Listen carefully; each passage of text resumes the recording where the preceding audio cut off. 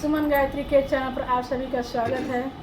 हम लोग उस समय का गीत गाने जा रहे हैं जिस समय भोले जी अपने महल को दान में दे देते हैं और उसके बाद से जब महल दान में दे देंगे तो कहाँ रहेंगे, पलनियों में रहेंगे, तो पलानी छा के रहते हैं। अब देखिए बरसात का महीना आ गया, सावन, पलानी किस तरह से छू रहा है। गौरा जी अपने भाव से बता रही हैं, महादेव से कह रही हैं। आप लोग पूरा वीडियो देखिएगा, पूरा वीडियो देखेंगी तब पता चलेगा गाना का भाव कैसे है। चढ़त सवनवा बरसेला पनिया हो पलनिया छुएला, हो पलनिया छुएला। भोले बीज मोर बदनिया हो पलनिया छुएला।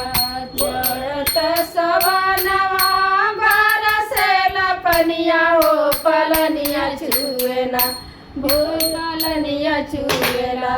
भोले बीज मोर बदनिया हो पलनिया छुएला, पलनिया छुएला हो पलनिया छुएला, हो पलनिया छुएला। भोला बीज मोर बदनिया हो पलनिया छुएला, भोला बीज मोर बदनिया हो पलनिया छुएला। कार्तिक जी बीज गणेश जी बीज, कार्तिक जी बीज गणेश जी बीज। बीज मुन करे असनिया हो पलनिया छुएला, बीज मुन करे असनिया हो पलनिया छुएला। भोला बीज मोर बदनिया हो पलनिया छुएला, भोला बीज मोर बदनिया हो पलनिया छुएला। चढ़त सवनवा बरसेला पनिया हो पलनिया छुएला, हो पलनिया छुएला।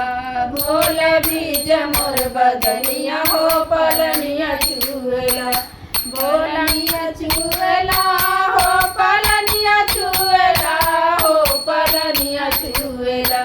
भोला बीज मोर बदनिया हो पलनिया छुएला, भोला बीज मोर बदनिया हो पलनिया छुएला।